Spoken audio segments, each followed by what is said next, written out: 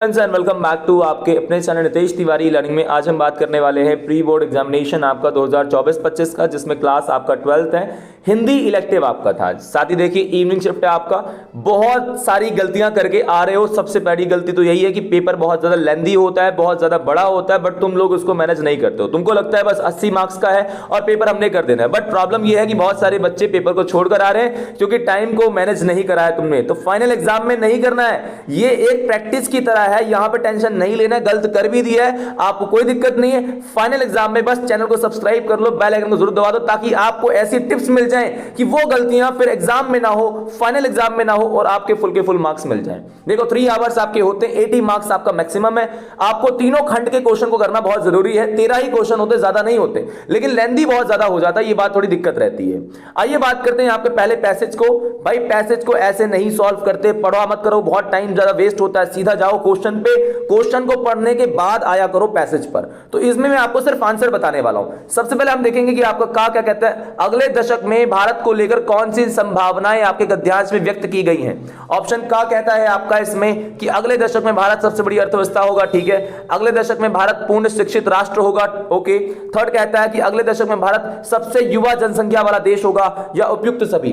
इसका सही ऑप्शन आपका है अगले दशक में भारत सबसे युवा जनसंख्या वाला आपका देश होगा। उसके बाद क्वेश्चन नंबर आप देखिए ख, उसमें कहा गया कथन आपका है और कारण आर है। देखिए कथन कहता है ज्ञान के परिदृश्य में पूरा विश्व तेजी से परिवर्तन के दौर से गुजर रहा है, ओके। और शिक्षा और शिक्षार्थियों के जीवन के सभी पक्षों और क्षमताओं का संतुलित विकास आपका कर रहा है। इसका सही ऑप्शन आपका रहेगा सेकंड, मतलब कथन कारण दोनों सही है, परंतु कथन कारण की व्याख्या नहीं कर रहा है, तो आपको सेकंड लगाना था इसमें। उसके बाद देखिए क्वेश्चन नंबर आपका थर्ड है, नई शिक्षा नीति के अनुसार शिक्षण प्रक्रियाएं क्या होनी चाहिए आपकी। का लचीली, शिक्षार्थी केंद्रित, रुचिपूर्ण या उपयुक्त सभी। आपका इसका है उपयुक्त सभी होना चाहिए, ठीक है। अब गद्यांश के अनुसार आप भारत का भविष्य किस पर निर्भर है, हमारे युवाओं पर। यार इतना तो सबको पता होना चाहिए, गद्यांश नहीं पढ़ा तब भी बता दो। शिक्षा का एक मूलभूत आवश्यकता क्या है भाई। देखो शिक्षा जो है अपने आप में आपको बहुत ज्यादा ज्ञान देता है, जैसे समाज में कैसे रहना है, कैसे व्यवहार करना है, एक सभ्य समाज कैसे बनाना है, उन सबको आपको मूल्यों को सिखाता है। इसके बाद देखिए शिक्षार्थियों के जीवन में सभी पक्षों और क्षमताओं को संतुलित विकास के लिए कौन कौन से कदम उठाए जा सकते हैं। भाई देखो आप एक बात करो, उनको खाने के साथ मतलब पढ़ने के साथ साथ खाने की मतलब आहार, उनको पोषण पूरा तत्व मिलना चाहिए। दूसरी चीज उनको एक दिशा प्रदान होनी चाहिए। शिक्षा के साथ साथ बच्चों को हमेशा से बताना चाहिए कि आपको क्या करना है और क्या नहीं करना है। उनकी क्षमताओं को हमें अनुभव करवाना चाहिए। ये पॉइंट आपको इसमें लिखना था, बिल्कुल परफेक्ट था। उसके शिक्षा में विषय वस्तुगत को बढ़ाने के स्थान पर आवश्यक है कि बच्चा समस्या समाधान, तार्किक चिंतन और रचनात्मक रुचि रूप से आपका सोचना सीखे। बिल्कुल सही बात है, बच्चे को हमें ऐसा सिखाना चाहिए ताकि किसी भी समस्या में अगर वो फंस जाए तो उसे वो सॉल्व कर सके, अच्छे से आपका हल कर सके। इस चीज को आपको बताना इसमें था।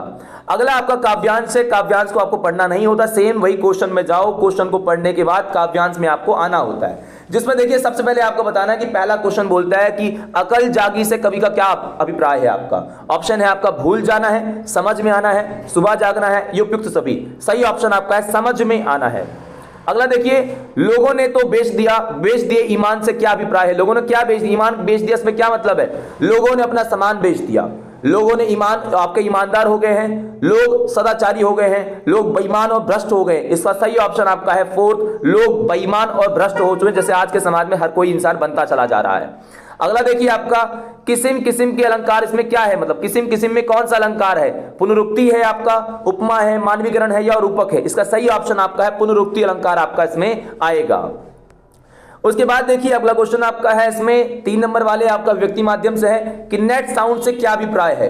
देखो नेट साउंड जो आपका होता है वे आवाज है जो शूट करते समय, जैसे मैं शूट कर रहा हूं तो आवाज एक आ रही है, पीछे से आपको आवाज आ रही है और आपकी ध्वनि महसूस होती है और वो प्राकृतिक आवाजें आपकी होती हैं। सेकंड देखिए, एक अच्छा पत्रकार या लेखक बनने के लिए किन बातों का ज्ञान आवश्यक है। पहली बात तो आपको बहुत सारे विषयों का ज्ञान होना जरूरी है और आपकी बात भाषा में स्पष्टता जरूरी है, और साथ ही साथ जो आप कह रहे हो उसमें तर्क होना चाहिए। भाई ऐसे नहीं कुछ भी कह दोगे, तो ये बातें आपको होनी चाहिए।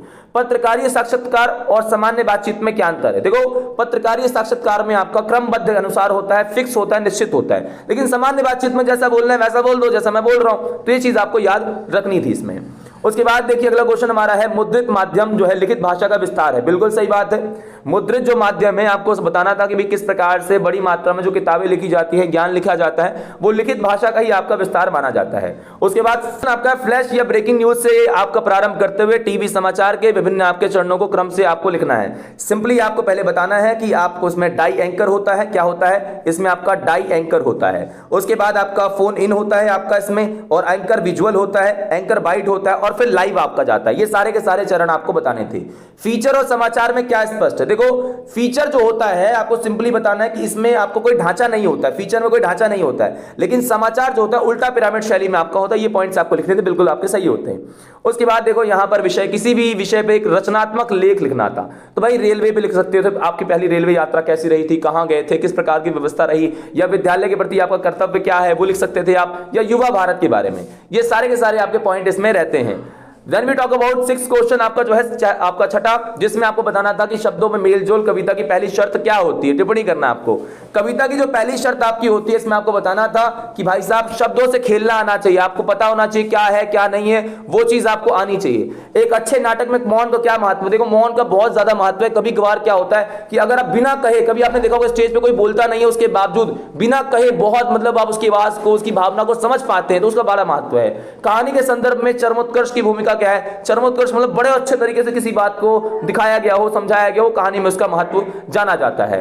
7th क्वेश्चन आपका देखिए इसमें क्या है आपका, ये आपका चैप्टर से आ गया था, तो आपको 7th में सिंपली बता देना है कि पहला आपका जो रहेगा वसंत आया में, तो वसंत आया में पहला आपका है मनुष्य का, आपका मनुष्य से संबंध है। जो आपका वसंत आया में क्या है, मनुष्य का संबंध है, मनुष्य का प्रकृति से संबंध है, मनुष्य का जीव जंतुओं से उपयुक्त सभी। इसका सही ऑप्शन है मनुष्य का प्रकृति से आपका है। अगला आपका टॉपिक है इसमें ऑप्शन खा, जिसमें आपका ऑप्शन खा है उसमें आपको सिंपली बताना है कि भैया आपका 4th ऑप्शन सही है इसमें, मतलब ए सही है किंतु आर गलत है, 4th ऑप्शन बिल्कुल सही 100%। तरुवर समानार्थी शब्द क्या है, तरुवर का समानार्थी क्या शब्द है, मकान है, प्रकृति है, डाली है, पेड़ है। इसका सही ऑप्शन आपका है पेड़। फिरकीसी उदाहरण क्या है, फिरकीसी में क्या बात कही गई है, उपमा अलंकार है, अनुप्रास अलंकार है, रूपक अलंकार है, उत्प्रेक्षा अलंकार है। इसका सही ऑप्शन आपका है उपमा अलंकार। आपका कौन सा, उपमा। डमरू वाला देखो, डा से डमरू वाला, इसमें आपका सही ऑप्शन है फर्स्ट एंड सेकंड, जिसमें आपको बताना है कि पहला पत्तों से आपके गिरने से और दूसरा खिली हुई हवा से हमें वसंत के आने का अनुभव हमें मिल जाया करता है।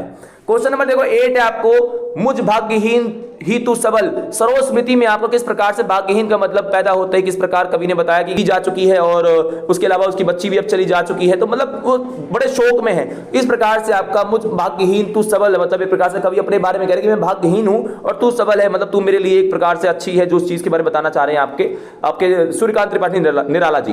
बनारस कविता के आधार पर बनारस का वर्णन करना, बनारस बहुत अच्छा है, वहां पे सांस्कृतिक और आपका जो वातावरण है बहुत अनुभव है, कोई चेंज बनारस में नहीं आता, बनारस वैसा ही है जैसा वो पहले था।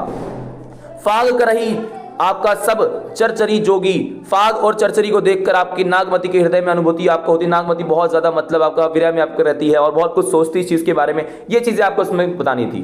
उसके बाद देखो आपका प्रसंग, साप्रसंग में आपको 4 प्रकार बताने होते हैं। पहला तो आपका होता है प्रसंग, प्रसंग में आपने जो भी राइटर का नाम है, लेखक का नाम है वो लिखना होता है। दूसरा आपका होता है संदर्भ, संदर्भ में आपके जो भी आपने सीखा थोड़ा 1-2 लाइन में लिख दो। उसके बाद आपका आता है व्याख्या, तीसरा व्याख्या में जो कुछ भी आपको पता है लंबा चौड़ा लिखना 5-6 लाइन, और लास्ट में आपको लिखना होता है विशेष। अगर इस फॉर्मेट को फॉलो करोगे बिल्कुल परफेक्ट है। विशेष की फिक्स लाइन सुन लो, विशेष में लिखना होता है अलंकारों की छटा दर्शनीय है, आपको बताना है आपकी सरल सहज भाषा है, और जो पंक्तियां है वो लयात्मक है। ये पॉइंट बोल दोगे, हर एग्जाम में लिख कर आओ, कोई दिक्कत वाली बात है, फुल मार्क्स मिलेंगे, देखना आप। उसके बाद गद्यांश सेम वही तरीका आपको करना था, इसको पढ़ना था, उसके बाद आंसर देना है। तो पहला बोला गया है कि मिल मालिक एकमात्र आपका लक्ष्य क्या होता है, 4 हाथ का आपका लगाना, मुनाफा कमाना आपका, या फिर दुगने आपके मजदूर रखना या उपयोग करना। इसका आंसर है मुनाफा कमाना आपका होता है। गद्यांश के आपका गद्यांश है मिल मालिक मजदूरों के हितों के लिए आपके 4 हाथ लगाना चाहते हैं, गलत।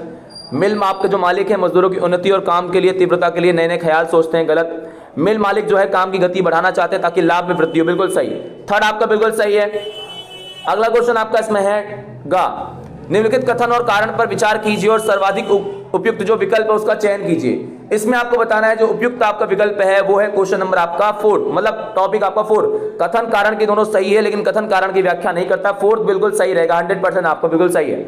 अगला देखिए इसमें जो आपको क्वेश्चन है गद्यांश में लेखक ने पूंजीवादी व्यवस्था को दर्शाया है, तो उसमें क्या आपका हो रहा है, इसमें मुनाफा कमाने का मार्ग है, मजदूरों का शोषण है, मिल आपका जो मालिक की बुद्धि है, वैज्ञानिक शोध है। सही ऑप्शन आपका है, इसमें मजदूरों का क्या हो रहा है, शोषण आपका किया जा रहा है। उसके बाद उसने यह काम करने के लिए बड़े वैज्ञानिक को नौकर रखा और वे नौकर हो गए। पंक्ति के माध्यम से लेखक पूंजीवादी व्यवस्था का डैश दिखाना चाहता है, वर्चस्व, अज्ञान, स्वार्थ या अनुभव। इसका सही ऑप्शन आपका है वर्चस्व दिखाना चाहता है, का ऑप्शन सही रहेगा आपका। उसके बाद कुटज के बारे में है, तो कुटज आपका ऐसा है जो एक ऐसा पौधा है जो बहुत विषम परिस्थिति में आपका रहता है और बहुत ज्यादा संघर्ष करके आगे बढ़ता रहता है। उसमें आपको मन को अपने सवार नहीं होने देता कि मेरे साथ खराब हो रहा है या मेरे लिए परिस्थितियां सही नहीं है, फिर भी वो खड़ा हुआ है। ऐसे ही मानव को अपने मन को करना चाहिए। गंगा तट के आपके स्थान पर जो आरती आपकी हो रही है, वहां पे गंगा पुत्रों के लिए क्या महत्व है, बहुत ज्यादा महत्व है। और दूसरा देवदास में किस प्रकार से गंगा आरती बहुत ज्यादा महत्व है, लोग वहां जाते हैं और उनका धार्मिक महत्व है। ये पॉइंट आपको बताना था संभव, और आपका पारो की कहानी आपको इसमें है। उसके बाद चौधरी जी के व्यक्तित्व कौन सा पहलू आपको सबसे अधिक प्रभावित करता है? बहुत ज्यादा आप कह सकते हैं कि वो बहुत ज्यादा खानदानी रईस थे, उनके रहने का, उनके चलने का, उनकी बात करने का जो तरीका था बहुत ज्यादा प्रभावित लोगों को करता था। वो पॉइंट आपको इसमें लिखना था। और चौधरी साहब मतलब जो थे बहुत ज्यादा रईस थे, आपके समाज के लोगों को बहुत प्रभावित करते थे, और खासकर नौकरों से उनको बात करने का जो लहजा था काफी जो मतलब रचनात्मक था, काफी अलग हुआ करता था। ये पॉइंट आपको बताना है। सप्रसंग व्याख्या सेम वैसी जैसा मैंने पीछे बताया था वैसा ही आपको करना था इसमें। उसके बाद ही आपके क्वेश्चन है डग डग रोटी और पग पग नीर में मालवा में आने वाले परिवर्तन। यहाँ पर देखिए बहुत ज्यादा मतलब बड़ी मात्रा में लोग अपने खाने को लेकर, अपने रहने को लेकर मतलब तरसते हैं, या वहां पे उनको जब निर्वासित होना पड़ता है उसको लेकर कहानी बताई गई है। खेल में रोते, अगला क्वेश्चन आपका है खेल में रोते हो यह सुनकर सूरदास के नए विश्वास का संचार हुआ। जहां पर आपने देखा कि जो आपका सूरदास था सब कुछ बिखर चुका था, लेकिन बच्चों की बात सुन करके कैसे खेल में रोते हो वो सुन करके उनके मन में एक आशा जागी और काफी मतलब पॉजिटिव वो उस चीज के बारे में सोचना शुरू करते हैं। आपको सूरदास की विशेषताएं लिख देते तब भी आपका काम चल जाता। बिस्कोहर की माटी के दारू, बिस्कोहर माटी जो आपका है किस प्रकार से परिवर्तन आ रहे हैं और बहुत ज्यादा बड़े लेवल पे आपका प्रकृति में चेंजेस आपके आ रहे हैं, प्रकृति के बारे में बताया गया, तो वो सारी चीजें आपको इसमें बतानी थी। आशा करता हूं आपको चीजें समझ में आई होंगी। चैनल पर नए हो चैनल को सब्सक्राइब करो, बेल आइकन को जरूर दबा दो। जय हिंद, जय भारत।